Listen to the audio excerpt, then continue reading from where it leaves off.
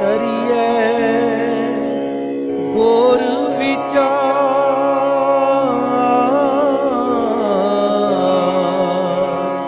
ਨਾਨਕ ਬੇੜੀ ਸੱਚ ਕੀ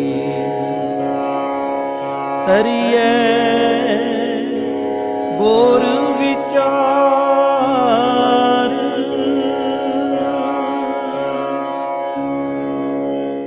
ਜੇ ਅੰਦਰ ਤ੍ਰਿਸ਼ਨਾ ਤੇ ਸਮਝ ਲਓ ਸੰਤੋਖ ਨਹੀਂ ਹੈ, ਤੇ ਜੇ ਸੰਤੋਖ ਆ ਗਿਆ ਤੇ ਸਮਝ ਲਓ ਤ੍ਰਿਸ਼ਨਾ ਨਹੀਂ ਹੈ। ਬਹੁਤ ਵੱਡਾ ਗੁਣ ਹੈ ਸੰਤੋਖ। ਸੁਖਮਨੀ ਸਾਹਿਬ ਪੜ੍ਹਦੇ ਨਾ, ਉਹਦੇ ਵਿੱਚ ਵੀ ਪਾਤਸ਼ਾਹ ਕਹਿੰਦੇ ਬਿਨਾਂ ਸੰਤੋਖ ਨਹੀਂ ਕਹੂ ਰਾਜੈ। ਰੱਜਦਾ ਨਹੀਂ ਹੈ ਕੋਈ ਸੰਤੋਖ ਤੋਂ ਬਿਨਾਂ। ਜਦੋਂ ਗੁਰ ਪਿਆਰਿਓ ਅੰਦਰ ਸੰਤੋਖ ਦੀ ਭਾਵਨਾ ਪੈਦਾ ਹੁੰਦੀ ਹੈ ਨਾ, ਬੰਦਾ ਕਹਿੰਦਾ ਠੀਕ ਹੈ, ਬਹੁਤ ਹੈ ਮੇਰੇ ਕੋਲੇ, ਬਸ। ਫਿਰ ਗੁਰ ਪਿਆਰਿਓ ਫਿਰ ਸੇਵਾ ਕਰਨ ਦੀ ਰੁਚੀ ਵੀ ਪੈਦਾ ਹੁੰਦੀ ਹੈ ਵੀ ਭਾਈ ਹੁਣ ਮੈਂ ਹੋਰਨਾਂ ਨੂੰ ਵੀ ਦੇ ਦਾਂ। ਤੇ ਜੇ ਆਪਦੇ ਅੰਦਰ ਸੰਤੋਖ ਨਹੀਂ ਹੈ ਤੇ ਬੰਦਾ ਸੇਵਾ ਵਾਲੇ ਪਾਸੇ ਕਦੇ ਤੁਰਦਾ ਨਹੀਂ ਹੈ। ਮਹਾਰਾਜ ਕਹਿੰਦੇ ਪੁਰਖੋ, ਜੇ ਤੁਸੀਂ ਪਰਮਾਤਮਾ ਦੀ ਸਿਫਤ ਸਲਾਹ ਨੂੰ ਇਕਾਗਰਤਾ ਦੇ ਨਾਲ ਸੁਣੋਗੇ ਨਾ, ਤੇ ਇਕਾਗਰਤਾ ਦੇ ਨਾਲ ਸਿਫਤ ਸਲਾਹ ਸੁਣਨ ਦੇ ਨਾਲ ਦਾਨ ਦਾ ਵੀ ਗੁਣ ਪੈਦਾ ਹੁੰਦਾ ਹੈ, ਸੇਵਾ ਦਾ ਵੀ ਗੁਣ ਪੈਦਾ ਹੁੰਦਾ ਹੈ, ਤੇ ਸੰਤੋਖ ਦਾ ਵੀ ਪੈਦਾ ਹੁੰਦਾ ਹੈ। ਫਿਰ ਤੀਜਾ ਮਹਾਰਾਜ ਕਹਿੰਦੇ ਗਿਆਨ। ਹੁਣ ਗਿਆਨ ਜਿਹੜਾ ਨਾ ਗੁਰ ਪਿਆਰਿਓ, ਇਹ ਦੋ ਕਿਸਮ ਦਾ ਹੁੰਦਾ ਹੈ। ਇੱਕ ਤਾਂ ਹੁੰਦਾ ਹੈ ਸੰਸਾਰੀ ਗਿਆਨ। ਅਸੀਂ ਜਿਹੜਾ ਸਕੂਲਾਂ, ਕਾਲਜਾਂ, ਯੂਨੀਵਰਸਿਟੀਆਂ ਦੇ ਵਿੱਚ ਪੜ੍ਹਦੇ ਆ ਨਾ, ਇਹ ਸੰਸਾਰੀ ਗਿਆਨ ਹੈ। ਵਾਕਫੀਅਤ ਜਗਤ ਦੀ, ਜਾਂ ਵਾਕਫੀਅਤ ਜਗਤ ਦੇ ਵੱਖਰੇ ਵੱਖਰੇ ਵਿਸ਼ਿਆਂ ਦੀ। ਇਹ ਜਿਹੜਾ ਗਿਆਨ ਹੈ ਨਾ, ਇਹਨੂੰ ਕਹਿੰਦੇ ਆ ਸੰਸਾਰੀ ਗਿਆਨ। ਵੈਸੇ ਮਹਾਰਾਜ ਨੇ ਕਿਹਾ ਹੈ ਕਿ ਸੰਸਾਰੀ ਗਿਆਨ ਵੀ ਲੈਣਾ ਚਾਹੀਦਾ ਹੈ। ਸਿੱਖਾਂ ਨੂੰ ਇਹ ਨਹੀਂ ਕਿਹਾ ਕਿ ਦੁਨਿਆਵੀ ਵਿੱਦਿਆ ਹਾਸਲ ਕਰਨ ਦੀ ਲੋੜ ਨਹੀਂ ਹੈ। ਮਹਾਰਾਜ ਕਹਿੰਦੇ ਮਨ ਸਮਝਾਵਨ ਕਾਰਨੇ ਕਛੁ ਪੜ੍ਹੀਐ ਗਿਆਨ। ਇਹ ਵੀ ਲੈਣਾ ਚਾਹੀਦਾ। ਜਿਹੜਾ ਸੰਸਾਰੀ ਗਿਆਨ ਹੈ ਨਾ, ਸੰਸਾਰੀ ਵਿੱਦਿਆ, ਇਹ ਵੀ ਕਹਿੰਦੇ ਇਨਸਾਨ ਨੂੰ ਲੈਣੀ ਚਾਹੀਦੀ ਹੈ, ਪ੍ਰਾਪਤ ਕਰਨੀ ਚਾਹੀਦੀ ਹੈ। ਦੂਸਰਾ ਜਿਹੜਾ ਗਿਆਨ ਹੈ ਨਾ ਗੁਰ ਪਿਆਰਿਓ, ਉਹ ਹੈ ਆਤਮਕ ਗਿਆਨ, ਸਮਝ। ਆਤਮਕ ਗਿਆਨ, ਸਮਝ। ਇੱਕ ਛੋਟੀ ਜਿਹੀ ਗੁਰੂ ਪਿਆਰਿਓ ਕਹਾਣੀ ਹੈ, ਮਿੱਥ ਜੀ। ਕਹਿੰਦੇ ਇੱਕ ਬਾਗ ਦੇ ਵਿੱਚ ਗੁਲਾਬ ਦਾ ਫੁੱਲ ਖਿੜਿਆ ਸੀ। ਇੱਕ ਲੜਕੀ ਜਿਹੜੀ ਹੈ ਉਹ ਗਈ, ਉਹਨੂੰ ਫੁੱਲ ਜਿਹੜਾ ਸੀ ਬੜਾ ਵਧੀਆ ਲੱਗਿਆ, ਤੇ ਉਹ ਉਸ ਫੁੱਲ ਨੂੰ ਤੋੜਨ ਲੱਗੀ। ਜਦੋਂ ਉਸ ਫੁੱਲ ਨੂੰ ਤੋੜਨ ਲੱਗੀ ਤੇ ਕਹਿੰਦੇ ਉਹਦਾ ਹੱਥ ਜਿਹੜਾ ਸੀ ਨਾ, ਉਹ ਸਾਰਾ ਲੱਕੜ ਦਾ ਬਣ ਗਿਆ ਜਾਂ ਪੱਥਰ ਦਾ ਬਣ ਗਿਆ। ਹੁਣ ਇੱਕ ਛੋਟੀ ਜਿਹੀ ਗੁਰੂ ਪਿਆਰਿਓ ਮਿੱਥ ਜੀ ਜਿਹੜੀ ਹੈ, ਇਹ ਇੱਕ ਗੱਲ ਹੈ,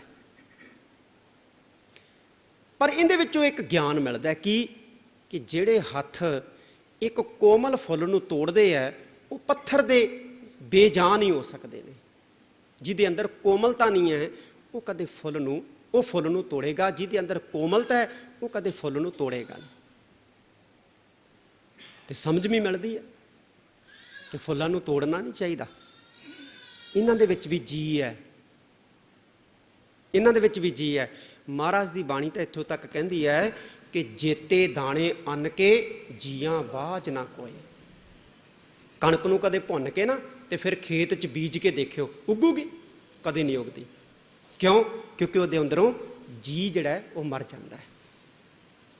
ਜੀ ਜਿਹੜਾ ਉਹਦੇ ਅੰਦਰੋਂ ਮਰ ਜਾਂਦਾ ਹੈ। ਕਣਕ ਭੁੱਜੀ ਹੋਈ ਜਿਹੜੀ ਹੈ ਉਹ ਕਦੇ ਉੱਗਦੀ ਨਹੀਂ ਹੈ।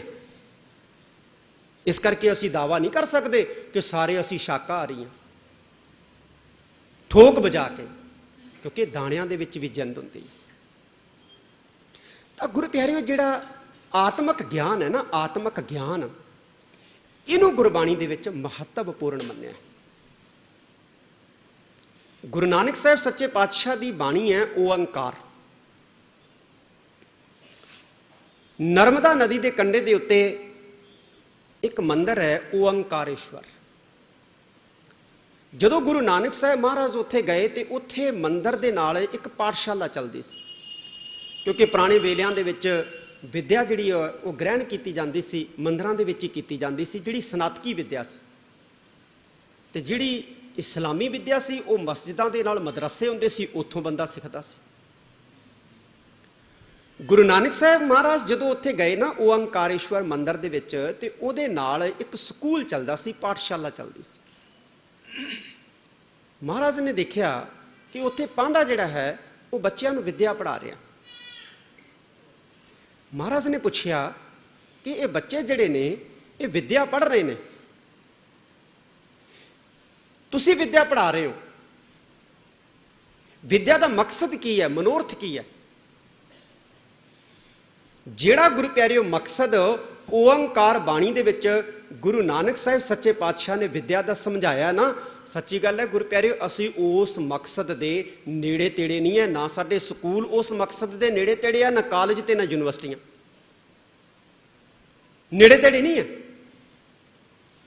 ਕਹਿੰਦੇ ਵਿੱਦਿਆ ਦਾ ਮਕਸਦ ਚੰਗਾ ਇਨਸਾਨ ਬਣਾਉਣਾ ਹੋਣਾ ਚਾਹੀਦਾ ਹੈ, ਜਾਂ ਚੰਗਾ ਇਨਸਾਨ ਬਣਨਾ ਹੋਣਾ ਚਾਹੀਦਾ ਹੈ। ਉਹ ਵਿੱਦਿਆ ਕੋਈ ਅਰਥ ਨਹੀਂ ਰੱਖਦੀ ਜੇ ਇਨਸਾਨ ਵਿੱਦਿਆ ਪੜ੍ਹ ਕੇ ਵੀ ਇਖਲਾਕ ਤੋਂ ਹੀਣਾ ਰਵੇ। ਵਿੱਦਿਆ ਗ੍ਰਹਿਣ ਕਰ ਲਈ, ਵਿੱਦਿਆ ਗ੍ਰਹਿਣ ਕਰਕੇ ਵੀ ਜੇ ਬੰਦਾ ਬੇਈਮਾਨੀ ਕਰਦਾ ਹੈ, ਕਰਪਟ ਹੈ, ਤੇ ਉਸ ਵਿੱਦਿਆ ਦਾ ਕੋਈ ਲਾਭ ਨਹੀਂ ਹੈ। ਵਿੱਦਿਆ ਦਾ ਮਕਸਦ ਜਿਹੜਾ ਹੈ ਉਹ ਉੱਚਾ ਸੁੱਚਾ ਆਚਰਣ ਬਣਾਉਣਾ ਹੋਣਾ ਚਾਹੀਦਾ ਹੈ। ਪਾਂਧੇ ਨੂੰ ਕਿਹਾ ਐਸੀ ਵਿੱਦਿਆ ਦਿਓ ਜਿਹਦੇ ਨਾਲ ਬੱਚਿਆਂ ਦਾ ਆਚਾਰ ਉੱਚਾ ਹੋਵੇ, ਕਰੈਕਟਰ ਉੱਚਾ ਹੋਵੇ। ਔਰ ਇਹੋ ਹੀ ਗੁਰੂ ਪਿਆਰਿਓ ਪੱਟੀ ਦੇ ਵਿੱਚ ਧੰਨ ਗੁਰੂ ਨਾਨਕ ਸਾਹਿਬ ਸੱਚੇ ਪਾਤਸ਼ਾਹ ਤੇ ਧੰਨ ਗੁਰੂ ਅਮਰਦਾਸ ਜੀ ਮਹਾਰਾਜ ਨੇ ਸਮਝਾਇਆ ਕਿ ਵਿਦਿਆਰਥੀ ਨੂੰ ਵੀ ਵਿੱਦਿਆ ਦਾ ਜਿਹੜਾ ਮਨੋਰਥ ਹੈ ਉਹ ਚੰਗਾ ਇਨਸਾਨ ਬਣਾਉਣਾ ਚਾਹੀਦਾ ਹੈ, ਤੇ ਅਧਿਆਪਕ ਨੂੰ ਵੀ ਵਿੱਦਿਆ ਦਾ ਜਿਹੜਾ ਮਨੋਰਥ ਹੈ ਉਹ ਚੰਗਾ ਇਨਸਾਨ ਬਣਾਉਣਾ ਜਿਹੜਾ ਹੈ ਉਹ ਸਮਝਣਾ ਚਾਹੀਦਾ। ਤਾਂ ਇੱਥੇ ਗੁਰੂ ਪਿਆਰਿਓ ਗਿਆਨ ਦਾ ਮਤਲਬ ਹੈ ਆਤਮਕ ਸੂਝ, ਆਤਮਕ ਸਮਝ। ਆਪਾਂ ਵੇਖਦੇ ਆ ਨਾ ਸਮਾਜ ਦੇ ਵਿੱਚ ਵਿਚਰਦੇ ਆ, ਕਈ ਵਾਰੀ ਸੜਕਾਂ ਦੇ ਕੰਢਿਆਂ ਦੇ ਉੱਤੇ ਦਰਖਤ ਦੀ ਪੂਜਾ ਕਰਦੇ ਹੁੰਦੇ ਆ, ਉਹ ਲਾਈਨ ਲੱਗੀ ਹੁੰਦੀ ਆ, ਉਸ ਲਾਈਨ ਦੇ ਵਿੱਚ ਸਕੂਲਾਂ ਕਾਲਜਾਂ ਤੇ ਯੂਨੀਵਰਸਿਟੀਆਂ ਦੇ ਪੜ੍ਹੇ ਲਿਖੇ ਵੀ ਲੱਗੇ ਹੁੰਦੇ ਆ। ਹੁਣ ਉਹਨਾਂ ਕੋਲੇ ਦੁਨਿਆਵੀ ਗਿਆਨ ਦੀ ਤਾਂ ਕੋਈ ਕਮੀ ਨਹੀਂ ਹੈ, ਪਰ ਫਿਰ ਵੀ ਉਹ ਦਰਖਤ ਪੂਜੀ ਜਾਂਦੇ ਆ। ਸਕੂਲਾਂ ਦੇ ਵਿੱਚ ਪੜ੍ਹਿਆ ਆਪਾਂ ਸਿੰਧ ਘਾਟੀ ਬਾਰੇ ਕਿ 5000 ਸਾਲ ਪਹਿਲਾਂ ਇੱਕ ਸੱਭਿਅਤਾ ਸੀ, ਬੜੀ ਉੱਨਤ ਸੱਭਿਅਤਾ ਸੀ, ਉਹਦੇ ਅਵਸ਼ੇਸ਼ ਧਰਤੀ 'ਚੋਂ ਮਿਲੇ ਨੇ। ਫਿਰ ਜਦੋਂ ਅਸੀਂ ਇਹ ਜਾਣਦੇ ਹਾਂ ਕਿ ਉਸ ਵਕਤ ਉਹਨਾਂ ਲੋਕਾਂ ਦਾ ਧਰਮ ਕੀ ਸੀ, ਤੇ ਉਹ ਵੀ ਸਾਨੂੰ ਪਤਾ ਲੱਗਦਾ ਹੈ ਕਿ ਉਹ ਲੋਕ ਜਿਹੜੇ ਆ ਪਸ਼ੂਆਂ ਦੀ ਪੂਜਾ ਕਰਦੇ ਸੀ, ਜਾਨਵਰਾਂ ਦੀ ਪੂਜਾ ਕਰਦੇ ਸੀ, ਦਰਖਤਾਂ ਦੀ ਪੂਜਾ ਕਰਦੇ ਸੀ 5000 ਸਾਲ ਪਹਿਲਾਂ। ਤੇ ਜੇ ਅੱਜ ਵੀ ਇਨਸਾਨ ਪਸ਼ੂਆਂ ਦੀ ਪੂਜਾ ਕਰੀ ਜਾਂਦਾ ਹੈ, ਦਰਖਤਾਂ ਦੀ ਪੂਜਾ ਕਰੀ ਜਾਂਦਾ ਹੈ, ਜਾਂ ਪੱਥਰਾਂ ਸਮਾਧਾਂ ਦੀ ਪੂਜਾ ਕਰੀ ਜਾਂਦਾ ਹੈ, ਕਬਰਾਂ ਦੀ ਪੂਜਾ ਕਰੀ ਜਾਂਦਾ ਹੈ, ਤੇ ਅਸੀਂ ਧਾਰਮਿਕ ਖੇਤਰ ਦੇ ਵਿੱਚ ਕਿਹੜੀ ਤਰੱਕੀ ਕੀਤੀ ਹੈ? ਕੋਈ ਤਰੱਕੀ ਨਹੀਂ ਕੀਤੀ। ਜਿਸ ਇਨਸਾਨ ਨੇ ਗੁਰੂ ਪਿਆਰਿਓ ਵਿੱਦਿਆ ਪ੍ਰਾਪਤ ਕਰਕੇ ਵੀ ਜੜ ਪੂਜਾ ਨਹੀਂ ਨਾ ਛੱਡੀ, ਉਹ ਸਮਝ ਲਓ ਉਹਦੀ ਸੋਚ ਜਿਹੜੀ ਹੈ ਨਾ ਧਾਰਮਿਕ ਖੇਤਰ ਦੇ ਵਿੱਚ ਅਜੇ ਵੀ 5000 ਸਾਲ ਪਿੱਛੇ ਤੁਰੀ ਫਿਰਦੀ। ਮਹਾਰਾਜ ਕਹਿੰਦੇ ਪੁਰਖੋ ਥੋੜੀ ਆਤਮਕ ਸੂਝ ਸਮਝ ਵੀ ਹਾਸਲ ਕਰੋ, ਦੁਨਿਆਵੀ ਵਿੱਦਿਆ ਗ੍ਰਹਿਣ ਕਰੋ, ਲੇਕਿਨ ਆਤਮਕ ਵਿੱਦਿਆ ਇਹ ਵੀ ਕਹਿੰਦੇ ਥੋੜੀ ਜਿਹੀ ਹਾਸਲ ਕਰੋ। ਵਿਵੇਕ ਜਿਹੜਾ ਸਾਡੇ ਅੰਦਰ ਸੋਚਣ ਤੇ ਸਮਝਣ ਦਾ, ਨਿਰਣਾ ਕਰਨ ਦੀ ਸਮਰੱਥਾ ਨੂੰ ਜਨਮ ਦਿੰਦਾ ਹੈ, ਵਿਵੇਕ ਵੀ ਆਪਣੇ ਅੰਦਰ ਪੈਦਾ ਕਰੋ। ਮਹਾਰਾਜ ਨੂੰ ਪੁੱਛਦੇ ਆ, ਮਹਾਰਾਜ ਕਿਵੇਂ ਪੈਦਾ ਹੋਊ ਇਹ? ਤੇ ਮਹਾਰਾਜ ਦੱਸ ਹੀ ਰਹੇ, ਕਹਿੰਦੇ ਸੁਣਿਆ ਸਤ ਸੰਤੋਖ ਗਿਆਨ। ਜੇ ਤੁਸੀਂ ਸੁਣੋਗੇ, ਸੁਰਤ ਨਾਲ ਸੁਣੋਗੇ, ਇਕਾਗਰਤਾ ਦੇ ਸਹਿਤ ਸੁਣੋਗੇ, ਤੇ ਤੁਹਾਡੇ ਅੰਦਰ ਸੇਵਾ ਦਾ ਗੁਣ, ਤੁਹਾਡੇ ਅੰਦਰ ਸੰਤੋਖ ਦਾ ਗੁਣ, ਤੁਹਾਡੇ ਅੰਦਰ ਆਤਮਕ ਸੂਝ ਸਮਝ ਵੀ ਪੈਦਾ ਹੋ ਜਾਊ। ਇਹ ਧੰਨ ਗੁਰੂ ਨਾਨਕ ਦੇਵ ਜੀ ਮਹਾਰਾਜ ਇਸ ਪੰਕਤੀ ਦੇ ਵਿੱਚ ਬਚਨ ਕਰਦੇ ਨੇ। ਸੁਣਿਆ 68 ਕਾ ਇਸ਼ਨਾਨ, ਸੁਣਿਆ 68 ਕਾ ਇਸ਼ਨਾਨ। 68, 8 + 60, 68। ਹੁਣ ਗੁਰੂ ਪਿਆਰਿਓ ਦੇਖੋ, ਅਸੀਂ ਜੇ ਸਿੱਖ ਵਿਚਾਰਧਾਰਾ ਨੂੰ ਬਿਨਾਂ ਕਿਸੇ ਦੂਸਰੇ ਧਰਮ ਨੂੰ ਜਾਣਿਆ ਸਮਝਣ ਦਾ ਯਤਨ ਕਰਾਂਗੇ ਨਾ, ਇਹ ਸਾਡੇ ਪੂਰੀ ਤਰ੍ਹਾਂ ਸਮਝ ਨਹੀਂ ਆਉਣੀ, ਕਿਉਂਕਿ ਬਹੁਤੀਆਂ ਉਦਾਹਰਨਾਂ ਸਤਿਗੁਰਾਂ ਨੇ ਦੂਸਰੇ ਮੱਤਾਂ ਚੋਂ ਲਈਆਂ। ਹੁਣ ਜਿੰਨਾ ਚਿਰ ਸਾਨੂੰ ਦੂਸਰੇ ਮੱਤਾਂ ਮਤਾਂਤਰਾਂ ਦੇ ਫਲਸਫੇ ਦਾ, ਉਹਨਾਂ ਦੀ ਟ੍ਰੈਡੀਸ਼ਨ ਦਾ ਜਾਂ ਉਹਨਾਂ ਦੀ ਮਰਿਆਦਾ ਦਾ ਸਾਨੂੰ ਪਤਾ ਨਹੀਂ ਹੈ, ਤੇ ਅਸੀਂ ਸਿੱਖ ਮਤ ਦੀ ਵਿਚਾਰਧਾਰਾ ਨੂੰ ਵੀ ਬਹੁਤ ਘੱਟ ਸਮਝਾਂਗੇ। ਹੁਣ ਸਨਾਤਨ ਮਤ ਦੇ ਵਿੱਚ ਇਨਸਾਨ ਜਿਹੜਾ ਹੈ ਉਹ 68 ਤੀਰਥਾਂ ਦਾ ਵਿਸ਼ਵਾਸੀ ਵੀ ਗੁਰੂ ਪਿਆਰਿਓ ਜਿਹੜਾ ਹੈ ਉਹ ਹੁੰਦਾ ਸੀ। 68 ਤੀਰਥਾਂ ਦਾ ਵਿਸ਼ਵਾਸ, 68 ਤੀਰਥ ਮੰਨੇ ਜਾਂਦੇ ਨੇ ਹਿੰਦੂਆਂ ਦੇ। ਉਹ ਕਹਿੰਦੇ ਕਿ ਹਰ ਤੀਰਥ ਜਿਹੜਾ ਹੈ ਉਹ ਕੋਈ ਨਾ ਕੋਈ ਫਲ ਦਿੰਦਾ ਜੇ ਉਹਦੇ ਤੇ ਜਾ ਕੇ ਅਸੀਂ ਇਸ਼ਨਾਨ ਕਰੀਏ। ਸਨਾਤਨ ਮਤ ਦੇ ਲੋਕ 6 ਮਹੀਨਿਆਂ ਬਾਅਦ ਕਿਸੇ ਤੀਰਥ ਤੇ, ਫਿਰ 6 ਮਹੀਨਿਆਂ ਬਾਅਦ ਕਿਸੇ ਤੀਰਥ ਤੇ, ਫਿਰ 6 ਮਹੀਨਿਆਂ ਬਾਅਦ ਕਿਸੇ ਤੀਰਥ ਤੇ, ਜਾਂ ਸਾਲ ਬਾਅਦ ਕਿਸੇ ਤੀਰਥ ਤੇ, ਸਾਲ ਬਾਅਦ ਕਿਸੇ ਤੀਰਥ ਤੇ। ਤੇ ਜਿਹੜਾ ਬੰਦਾ 68 ਤੀਰਥ ਕੰਪਲੀਟ ਕਰ ਲੈਂਦਾ ਸੀ ਨਾ, ਕਹਿੰਦੇ ਜੀ ਇਹ ਤਾਂ 68 ਤੀਰਥਾਂ ਦਾ ਇਸ਼ਨਾਨੀ ਹੈ, ਇਹ ਤਾਂ ਬਸ ਗਿਆ ਸਵਰਗ 'ਚ, ਕਿਉਂਕਿ 68 ਤੀਰਥਾਂ ਦਾ ਇਸ਼ਨਾਨੀ ਹੈ। ਸਿੱਖ ਇਤਿਹਾਸ ਪੜ੍ਹਦੇ ਆ ਨਾ ਗੁਰੂ ਪਿਆਰਿਓ, ਧੰਨ ਗੁਰੂ ਅਮਰਦਾਸ ਜੀ ਪਾਤਸ਼ਾਹ ਜਦੋਂ ਧੰਨ ਗੁਰੂ ਅੰਗਦ ਦੇਵ ਜੀ ਮਹਾਰਾਜ ਦੇ ਸ਼ਰਨ ਦੇ ਵਿੱਚ ਨਹੀਂ ਆਏ ਸੀ, ਬਾਬਾ ਅਮਰਦਾਸ ਜੀ ਦੇ ਰੂਪ ਦੇ ਵਿੱਚ ਵਿਚਰਦੇ ਸੀ, ਉਸ ਵਕਤ ਇਹ ਵੀ ਇਹ ਵਿਸ਼ਵਾਸ ਕਰਦੇ ਸੀ ਕਿ ਤੀਰਥਾਂ ਦਾ ਇਸ਼ਨਾਨ ਫਲਦਾਇਕ ਹੈ, ਔਰ ਹਰ ਸਾਲ ਜਥਾ ਲੈ ਕੇ ਜਾਂਦੇ ਹੁੰਦੇ ਸੀ, ਹਰ ਸਾਲ ਜਥਾ ਲੈ ਕੇ ਜਾਂਦੇ ਹੁੰਦੇ ਸੀ। ਜਦੋਂ ਧੰਨ ਗੁਰੂ ਅੰਗਦ ਦੇਵ ਜੀ ਮਹਾਰਾਜ ਸਮਰੱਥ ਗੁਰੂ ਜੀਵਨ ਦੇ ਵਿੱਚ ਆ ਗਏ, ਗਿਆਨ ਪੈਦਾ ਹੋ ਗਿਆ, ਸਮਝ ਪੈਦਾ ਹੋ ਗਈ, ਪਤਾ ਲੱਗ ਗਿਆ ਵੀ ਕੁਛ ਨਹੀਂ, ਇਹ ਤਾਂ ਨਾਮ ਦੇ ਵਿੱਚ ਸਾਰੇ ਤੀਰਥ ਆ ਜਾਂਦੇ ਨੇ। ਉਹਨਾਂ ਨੇ 68 ਤੀਰਥਾਂ ਨੂੰ ਕੰਡਮ ਨਹੀਂ ਕੀਤਾ ਜਾਂ 68 ਤੀਰਥਾਂ ਦੀ ਨਿੰਦਿਆ ਨਹੀਂ ਕੀਤੀ, ਭੰਡੀ ਨਹੀਂ ਕੀਤੀ। ਉਹਨਾਂ ਨੇ ਇਹ ਸਮਝਾਇਆ ਕਿ ਪੁਰਖੋ ਬੰਦਗੀ ਕਰ ਲਓ, ਸੇਵਾ ਕਰ ਲਓ, 68 ਤੀਰਥਾਂ ਦਾ ਇਸ਼ਨਾਨ ਬੰਦਗੀ ਤੇ ਸੇਵਾ 'ਚੋਂ ਮਿਲ ਜਾਣਾ, ਬੰਦਗੀ ਤੇ ਸੇਵਾ 'ਚੋਂ 68 ਤੀਰਥਾਂ ਦਾ ਇਸ਼ਨਾਨ ਮਿਲ ਜਾਣਾ, ਬੰਦਗੀ ਤੇ ਸੇਵਾ ਕਰ ਲਓ। ਜਿਵੇਂ ਇੱਕ ਇਤਿਹਾਸਕ ਘਟਨਾ ਵੀ ਆਪਾਂ ਗੁਰੂ ਪਿਆਰਿਓ ਸੁਣਦੇ ਆ ਨਾ, ਵੀ ਧੰਨ ਗੁਰੂ ਅਮਰਦਾਸ ਜੀ ਪਾਤਸ਼ਾਹ ਨੇ ਬਾਉਲੀ ਸਾਹਿਬ ਦੀ ਸਿਰਜਣਾ ਕੀਤੀ। ਕਹਿੰਦੇ ਜੀ ਸਰੋਵਰ, ਖੂਹ, ਬਾਉਲੀਆਂ ਇਹ ਸਤਿਗੁਰਾਂ ਨੇ ਜਲ ਦੀ ਸਮੱਸਿਆ ਨੂੰ ਦੂਰ ਕਰਨ ਦੇ ਲਈ ਲਗਵਾਈਆਂ ਸੀ। ਪਰ ਗੁਰੂ ਪਿਆਰਿਓ ਜਲ ਦੀ ਸਮੱਸਿਆ ਨੂੰ ਦੂਰ ਕਰਨਾ ਹੀ ਸਰੋਵਰਾਂ, ਬਾਉਲੀਆਂ ਤੇ ਖੂਹਾਂ ਦਾ ਮਕਸਦ ਨਹੀਂ ਸੀ। ਜੇ ਜਲ ਦੀ ਸਮੱਸਿਆ ਨੂੰ ਦੂਰ ਕਰਨਾ ਹੀ ਗੁਰੂ ਪਿਆਰਿਓ ਮਕਸਦ ਹੁੰਦਾ ਨਾ, ਤੇ ਫਿਰ ਧੰਨ ਗੁਰੂ ਅਮਰਦਾਸ ਜੀ ਮਹਾਰਾਜ ਬਿਆਸ ਦੇ ਕੰਢੇ ਦੇ ਉੱਤੇ ਬਾਉਲੀ ਕਿਉਂ ਬਣਾਉਂਦੇ? ਉੱਥੇ ਤਾਂ ਪਾਣੀ ਬਹੁਤ ਸੀ, ਜਲ ਬਹੁਤ ਵਗਦਾ ਸੀ, ਉੱਥੇ ਤਾਂ ਪਾਣੀ ਦੀ ਪੂਰਤੀ ਹੁੰਦੀ ਸੀ। ਪਰ ਉਹਨਾਂ ਨੇ ਬਿਆਸ ਦੇ ਕੰਢੇ ਦੇ ਉੱਤੇ ਬਾਉਲੀ ਸਾਹਿਬ ਜਿਹੜੀ ਹੈ ਉਹ ਸਿਰਜੀ। ਸਰੋਵਰਾਂ, ਬਾਉਲੀਆਂ ਤੇ ਖੂਹਾਂ ਨੂੰ ਸਿਰਜਣ ਦਾ ਮਕਸਦ ਜਿਹੜਾ ਹੈ ਉਹ ਜਲ ਪੂਰਤੀ ਵੀ ਸੀ, ਔਰ ਨਾਲ ਨਾਲ ਗੁਰੂ ਪਿਆਰਿਓ ਜਾਤੀਵਾਦ ਨੂੰ ਪ੍ਰੈਕਟੀਕਲ ਤੌਰ ਦੇ ਉੱਤੇ ਖਤਮ ਕਰਨਾ ਵੀ ਮਕਸਦ ਸੀ। ਅਮਰਦਾਸ ਪਾਤਸ਼ਾਹ ਜੀ ਨੇ, ਧੰਨ ਗੁਰੂ ਅਮਰਦਾਸ ਪਾਤਸ਼ਾਹ ਜੀ ਨੇ ਬਾਉਲੀ ਬਣਾਈ। ਕਹਿੰਦੇ ਇੱਕ ਵਾਰੀ ਬਾਸਰਕਿਆਂ ਤੋਂ ਜਥਾ ਆ ਗਿਆ, ਚੱਲਿਆ ਸੀ ਗੰਗਾ ਨਹਾਉਣ, ਤੇ ਉਹਦੇ ਵਿੱਚ ਇੱਕ ਧੰਨ ਗੁਰੂ ਅਮਰਦਾਸ ਜੀ ਪਾਤਸ਼ਾਹ ਜੀ ਦਾ ਕੋਈ ਬਚਪਨ ਦਾ ਹਾਣੀ ਵੀ ਸੀ। ਗੱਲਾਂ ਬਾਤਾਂ ਕਰਨ ਲੱਗੇ, ਮਹਾਰਾਜ ਨੇ ਪੁੱਛਿਆ, ਕਹਿੰਦੇ ਭਾਈ ਤੂੰ ਵੀ ਜਾਣਾ ਗੰਗਾ ਨਹਾਉਣ? ਕਹਿੰਦਾ ਹਾਂਜੀ। ਕਹਿੰਦੇ ਬਿਰਧ ਸਰੀਰ ਹੈ, ਕੀ ਕਰੇਗਾ? ਆ ਬਾਉਲੀ ਸਾਹਿਬ ਇੱਥੇ ਇਸ਼ਨਾਨ ਕਰ ਲਾ। ਪਰ ਨਹੀਂ ਜੀ, ਕਹਿੰਦਾ ਘਰੋਂ ਮੈਂ ਕਹਿ ਕੇ ਤੁਰਿਆ, ਸੋਚ ਕੇ ਤੁਰਿਆ ਜੀ, ਹੁਣ ਤਾਂ ਭਾਵੇਂ ਕੁਛ ਹੋ ਜੇ, ਮੈਂ ਤਾਂ ਗੰਗਾ ਇਸ਼ਨਾਨ ਕਰਨ ਜਾਊਂ ਜੀ। ਮਹਾਰਾਜ ਨੇ ਕਿਹਾ ਫਿਰ ਚੰਗਾ, ਸਾਡਾ ਗੜਵਾ ਵੀ ਪਾਣੀ ਦਾ ਭਰ ਲਈ।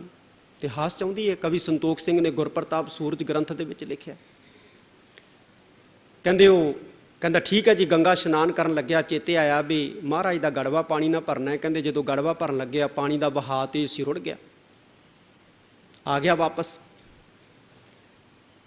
ਤੇ ਮਹਾਰਾਜ ਕਹਿੰਦੇ ਚਲੋ ਭਾਈ ਬਾਉਲੀ ਸਾਹਿਬ ਇਸ਼ਨਾਨ ਕਰ ਲਓ। ਬਾਉਲੀ ਸਾਹਿਬ ਇਸ਼ਨਾਨ ਕਰਨ ਲੱਗਿਆ, ਕਹਿੰਦੇ ਉੱਥੋਂ ਗੜਵਾ ਲੱਭ ਆਇਆ, ਚਰਨੀ ਪੈ ਗਿਆ ਮਹਾਰਾਜ ਦੇ। ਮਹਾਰਾਜ ਮੈਂ ਤਾਂ ਭੁਲੇਖੇ 'ਚ ਹੀ ਪਿਆ ਰਿਹਾ, ਵਾਕਈ ਕਹਿੰਦੇ ਇਸ ਬਾਉਲੀ ਸਾਹਿਬ ਦੇ ਵਿੱਚ ਹੀ ਗੰਗਾ ਆਉਂਦੀ ਹੈ। ਹੁਣ ਮਕਸਦ ਕੀ ਸੀ ਜਾਂ ਮਤਲਬ ਕੀ ਸੀ ਗੁਰੂ ਪਿਆਰਿਓ? ਮਤਲਬ ਇਹ ਸੀ ਕਿ ਭਾਈ ਪੁਰਖੋ ਜਿੰਨੇ ਵੀ ਤੀਰਥ ਹੈ ਨਾ, ਉਹ ਸਾਰੇ ਗੁਰੂ ਚਰਨਾਂ ਦੇ ਵਿੱਚ ਨੇ। ਗੁਰੂ ਚਰਨਾਂ ਨਾਲ ਜੁੜ ਜਾਓ ਤੇ ਸਾਰੇ ਹੀ ਇਸ਼ਨਾਨ ਜਿਹੜੇ ਨੇ ਉਹ ਆਪਣੇ ਆਪ ਹੋ ਜਾਣ। ਇੱਕ ਇਤਿਹਾਸ ਦੀ ਘਟਨਾ, ਗੁਰੂ ਨਾਨਕ ਦੇਵ ਜੀ ਮਹਾਰਾਜ ਜਦੋਂ ਪੱਛਮ ਦੀ ਉਦਾਸੀ ਤੋਂ ਵਾਪਸ ਆ ਰਹੇ ਸੀ ਨਾ, ਤੇ ਅਫਗਾਨਿਸਤਾਨ ਤੇ ਪਾਕਿਸਤਾਨ ਦੀ ਸਰਹੱਦ ਦੇ ਉੱਤੇ ਦਰਿਆ ਵਗਦਾ ਕੁਰਮ, ਤੇ ਉਹਦੇ ਕੰਢੇ ਤੇ ਇੱਕ ਸ਼ਹਿਰ ਵਸਿਆ ਕੁਰਮ। ਉੱਥੇ ਮਹਾਰਾਜ ਰੁਕੇ ਤੇ ਭਾਈ ਮਰਦਾਨਾ ਜੀ ਨੂੰ ਕਹਿਣ ਲੱਗੇ, ਮਰਦਾਨਾ ਜੀ ਤੁਹਾਡਾ ਪੰਜ ਭੌਤਿਕ ਸਰੀਰ ਦੇ ਵਿੱਚ ਵਕਤ ਜਿਹੜਾ ਨਾ ਬੜਾ ਥੋੜਾ ਰਹਿ ਗਿਆ।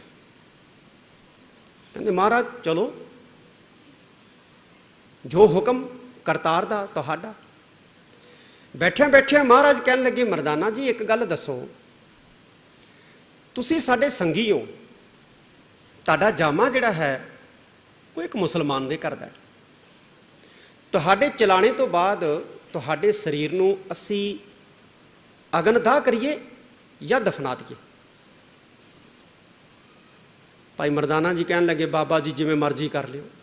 ਸਮਝ ਸੀ ਨਾ ਵੀ ਕੋਈ ਫਰਕ ਹੀ ਨਹੀਂ ਪੈਂਦਾ ਮ੍ਰਿਤਕ ਸਰੀਰ ਨੂੰ। ਤਾਂ ਬਾਣੀ 'ਚ ਵੀ ਆਉਂਦਾ ਹੈ, ਜੇ ਮ੍ਰਿਤਕ ਕਉ ਚੰਦਨ ਚੜਾਵੈ ਉਸ ਤੇ ਕਹੋ ਕਵਨ ਫਲ ਪਾਵੈ, ਜੇ ਮ੍ਰਿਤਕ ਕਉ ਬਿਸਟਾ ਮਾਹੇ ਰੁਲਾਈ ਤਾਂ ਮ੍ਰਿਤਕ ਕਾ ਕਿਆ ਘਟ ਜਾਈ। ਪੜ੍ਹਦੇ ਆ ਨਾ ਆਪਾਂ। ਕਹਿੰਦੇ ਮਹਾਰਾਜ ਕਹਿੰਦੇ ਜਿਵੇਂ ਮਰਜ਼ੀ ਕਰ ਲਿਓ, ਲੱਕੜਾਂ ਮਿਲ ਗਈਆਂ ਤੇ ਦਾਹ ਸੰਸਕਾਰ ਕਰ ਦਿਓ, ਨਾ ਮਿਲੀਆਂ ਤੇ ਦਫਨਾ ਦਿਓ, ਫਰਕ ਹੀ ਕੋਈ ਨਹੀਂ ਪੈਂਦਾ। ਭਰਮ ਭੇਦ ਤੋਂ ਉੱਪਰ ਹੁੰਦੇ ਆ ਜਿਹੜੇ ਬ੍ਰਹਮ ਗਿਆਨੀ ਗਿਆਨਵਾਨ ਹੁੰਦੇ ਆ। ਭਾਈ ਮਰਦਾਨਾ ਜੀ ਦੀ ਹਸਤੀ ਬਹੁਤ ਵੱਡੀ ਸੀ, ਛੋਟੀ ਹਸਤੀ ਨਹੀਂ ਸੀ, ਬਹੁਤ ਵੱਡੀ ਹਸਤੀ ਦੇ ਮਾਲਕ ਸੀ। ਕਹਿੰਦੇ ਮਹਾਰਾਜ ਕਹਿੰਦੇ, ਕਵੀ ਸੰਤੋਖ ਸਿੰਘ ਜੀ ਲਿਖਦੇ ਆ, ਕਹਿੰਦੇ ਮਹਾਰਾਜ ਕਹਿੰਦੇ ਮਰਦਾਨਾ ਜੀ ਕਹਿੰਦੇ ਤੁਹਾਨੂੰ ਦਫਨਾਉਣ ਤੋਂ ਬਾਅਦ ਜਾਂ ਕਹਿੰਦੇ ਤੁਹਾਡਾ ਅੰਤਮ ਸੰਸਕਾਰ ਕਰਨ ਤੋਂ ਬਾਅਦ ਕੋਈ ਕਬਰ ਜਾਂ ਕੋਈ ਤੁਹਾਡੀ ਸਮਾਧ ਬਣਾ ਕੇ ਸਾਰਾ ਜਗਤ ਨਾ ਪੂਜਣ ਲਾ ਦਈਏ, ਸਾਰੇ ਸੰਸਾਰ ਨੂੰ ਪੂਜਣ ਲਾ ਦਈਏ, ਬੜੀ ਵੱਡੀ ਸੇਵਾ ਕੀਤੀ ਹੈ। ਭਾਈ ਮਰਦਾਨਾ ਜੀ ਕਹਿਣ ਲੱਗੇ, ਮਹਾਰਾਜ ਮੈਂ ਤਾਂ ਤੁਹਾਡੀ ਸੇਵਾ ਕੀਤੀ ਹੈ ਤੇ ਤੁਸੀਂ ਮੈਨੂੰ ਮਹਾਰਾਜ ਹੱਡ ਚੰਮ ਦੀ ਮੜੀ ਦੇ ਵਿੱਚੋਂ ਕੱਢ ਕੇ ਪੱਥਰਾਂ ਦੀ ਮੜੀ ਦੇ ਵਿੱਚ ਪਾਓਗੇ? ਕਹਿੰਦੇ ਨਹੀਂ ਭਾਈ, ਅਸੀਂ ਤਾਂ ਚਾਹੁੰਦੇ ਹਾਂ ਕਿ ਤੁਸੀਂ ਸੰਸਾਰ 'ਚ ਪੂਜੇ ਜਾਓ। ਭਾਈ ਮਰਦਾਨਾ ਜੀ ਹੱਥ ਜੋੜ ਕੇ ਕਹਿਣ ਲੱਗੇ, ਮਹਾਰਾਜ ਮੈਨੂੰ ਆਪਣੇ ਚਰਨਾਂ 'ਚ ਜਗ੍ਹਾ ਦੇ ਦਿਓ, ਜਦੋਂ ਸਾਰਾ ਜਗਤ ਤੁਹਾਡੇ ਚਰਨ ਪੂਜੂਗਾ ਮੈਂ ਤਾਂ ਆਪਣੇ ਆਪ ਹੀ ਪੂਜਿਆ ਜਾਊਂਗਾ। ਮੈਨੂੰ ਤਾਂ ਆਪਣੇ ਆਪ ਹੀ ਕਹਿੰਦੇ ਮਾਣ ਮਿਲ ਜਾਣਾ ਜਦੋਂ ਤੁਹਾਡੇ ਚਰਨਾਂ ਨੂੰ ਸਾਰਾ ਜਗਤ ਪੂਜੂ, ਸਾਰਾ ਸੰਸਾਰ ਪੂਜੂਗਾ। ਤਾਂ ਪਾਤਸ਼ਾਹ ਕਹਿੰਦੇ ਐ, ਸੁਣਿਆ 860 ਕਾ ਇਸ਼ਨਾਨ। ਜਦੋਂ ਤੁਸੀਂ ਪਰਮਾਤਮਾ ਦੀ ਸਿਫਤ ਸਲਾਹ ਨੂੰ ਇਕਾਗਰਤਾ ਦੇ ਨਾਲ ਸੁਣੋਗੇ ਨਾ, ਤੇ ਸੁਣਨ ਦੇ ਨਾਲ ਕਿਸੇ 68 ਤੀਰਥਾਂ ਤੇ ਜਾਣ ਦੀ ਲੋੜ ਨਹੀਂ ਹੈ। 68 ਤੀਰਥਾਂ ਦਾ ਜਿਹੜਾ ਵੀ ਪੁੰਨ ਜਾਂ ਫਲ ਦੱਸਿਆ ਜਾਂਦਾ ਨਾ, ਤੁਹਾਨੂੰ ਮਿਲ ਜਾਣਾ। ਮਹਾਰਾਜ ਕਹਿੰਦੇ ਐਵੇਂ ਸਮਾਂ ਨਾ ਬਰਬਾਦ ਕਰਿਓ, ਕਹਿੰਦੇ ਤੁਹਾਨੂੰ ਮਿਲ ਜਾਣਾ ਜੇ ਤੁਸੀਂ ਇਕਾਗਰਤਾ ਦੇ ਨਾਲ ਪਰਮੇਸ਼ਵਰ ਦੀ ਸਿਫਤ ਸਲਾਹ ਨੂੰ ਸੁਣ ਲਿਆ ਤਾਂ। ਇਹ ਧੰਨ ਗੁਰੂ ਨਾਨਕ ਦੇਵ ਜੀ ਮਹਾਰਾਜ ਬਚਨ ਕਰਦੇ ਨੇ।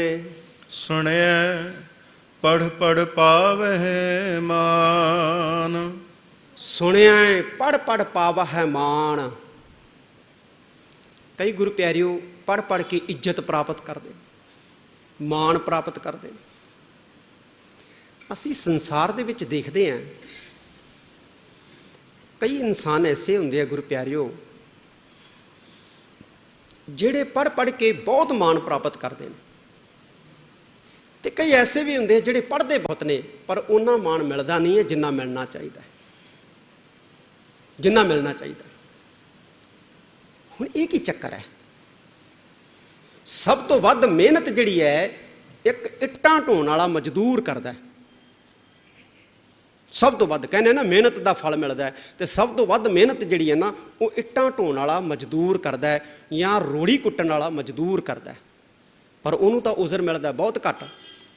ਤੇ ਦੂਜੇ ਪਾਸੇ ਗੁਰੂ ਪਿਆਰਿਓ ਕਈ ਐਸੇ ਹੁੰਦੇ ਨੇ ਜਿਹੜੇ ਏਸੀ ਕਮਰਿਆਂ ਦੇ ਵਿੱਚ ਬੈਠਦੇ ਨੇ, ਘੰਟਾ ਜਿਹੜਾ ਹੈ ਉਹ ਡਿਊਟੀ ਕਰਦੇ ਨੇ ਔਰ ਹਜ਼ਾਰਾਂ ਲੱਖਾਂ ਰੁਪਈਆ ਉਹ ਪ੍ਰੋਫਿਟ ਕਮਾ ਲੈਂਦੇ ਨੇ। ਇਹ ਕੀ ਚੱਕਰ ਹੈ? ਇਹ ਬਖਸ਼ਿਸ਼ ਹੁੰਦੀ ਹੈ ਪਰਮਾਤਮਾ ਦੀ। ਜਿਹਦੇ ਤੇ ਅਕਾਲ ਪੁਰਖ ਦੀ ਬਖਸ਼ਿਸ਼ ਹੁੰਦੀ ਹੈ ਨਾ, ਪੜ੍ਹ ਪੜ੍ਹ ਕੇ ਮਾਣ ਉਹੀ ਪ੍ਰਾਪਤ ਕਰਦੇ ਨੇ।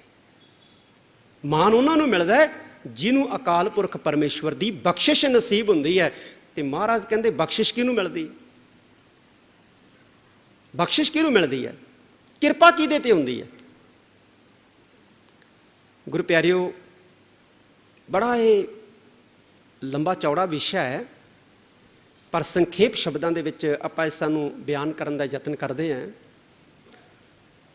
ਅਸੀਂ ਸਮਾਜ ਦੇ ਵਿੱਚ ਰਹਿੰਦੇ ਹਾਂ, ਸਾਡੇ ਘਰ ਦੇ ਦਰਵਾਜ਼ੇ ਦੇ ਵਿੱਚ ਕੋਈ ਮੰਗਤਾ ਆਉਂਦਾ ਹੈ, ਆ ਕੇ ਉਹ ਸਾਡੇ ਤੋਂ ਮੰਗਦਾ ਹੈ ਕਿ ਮੈਨੂੰ ਭੁੱਖ ਲੱਗੀ ਹੈ, ਰੋਟੀ ਦੇ ਦਿਓ। ਅਸੀਂ ਉਹਨੂੰ ਰੋਟੀ ਦੇ ਦਿੰਦੇ, ਮੰਗੀ ਆ ਉਹਨੇ, ਅਸੀਂ ਦੇ ਦਿੱਤੀ। ਦੂਸਰਾ ਗੁਰੂ ਪਿਆਰਿਓ, ਕੋਈ ਬੰਦਾ ਆਉਂਦਾ ਹੈ, ਉਹ ਸਾਡਾ ਕੰਮ ਕਰਦਾ ਹੈ ਤੇ ਅਸੀਂ ਕਹਿੰਦੇ ਆ ਇਹਨੇ ਸਾਡਾ ਕੰਮ ਕੀਤਾ ਹੈ, ਤੇ ਅਸੀਂ ਉਹਨੂੰ ਰੋਟੀ ਦੇ ਦਿੰਦੇ ਵੀ ਇਹਨੇ ਕੰਮ ਕੀਤਾ ਸਾਡਾ।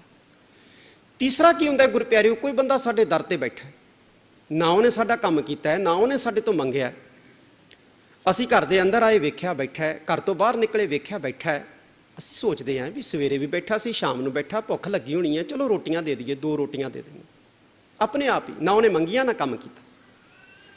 ਵਾਹਿਗੁਰੂ ਜਿਹੜਾ ਹੈ ਬੜੀ ਵੱਡੀ ਹਸਤੀ ਹੈ, ਬੜੀ ਵੱਡੀ ਹਸਤੀ। ਵਾਹਿਗੁਰੂ ਦੀ ਬਖਸ਼ਿਸ਼ ਉਹਦੇ ਤੇ ਹੁੰਦੀ ਹੈ ਜਾਂ ਤਾਂ ਜਿਹੜਾ ਅਰਦਾਸ ਬੇਨਤੀ ਕਰੇ, ਤੇ ਜਾਂ ਫਿਰ ਉਹਦੇ ਤੇ ਜਿਹੜਾ ਉਹਦਾ ਕੰਮ ਕਰੇ। ਉਹਦਾ ਕੰਮ ਕਿਹੜਾ? ਸੰਗਤ ਕਰਨੀ, ਸੇਵਾ ਕਰਨੀ, ਭਗਤੀ ਕਰਨੀ, ਪਰਉਪਕਾਰ ਕਰਨਾ, ਇਹ ਵਾਹਿਗੁਰੂ ਦੇ ਕੰਮ ਹੀ ਨੇ।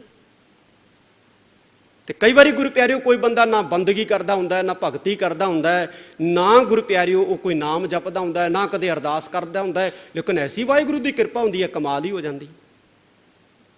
ਫਿਰ ਉੱਥੇ ਅਸੀਂ ਪੜ੍ਹਦੇ ਹਾਂ, ਦਾਤੀ ਸਾਹਿਬ ਸੰਧੀਆਂ ਕਿਆ ਚੱਲੈ ਤਿਸ ਨਾਲ, ਇੱਕ ਜਾਗੰਦੇ ਨਾ ਲਹਿਨ, ਇੱਕ ਨਾ ਸੁੱਤਿਆਂ ਦੇ ਉਠਾਲ। ਪਰਮਾਤਮਾ ਦੀ ਬਖਸ਼ਿਸ਼ ਹੈ, ਕਿਰਪਾ ਹੈ, ਨਜ਼ਰ ਹੈ ਉਹਦੀ।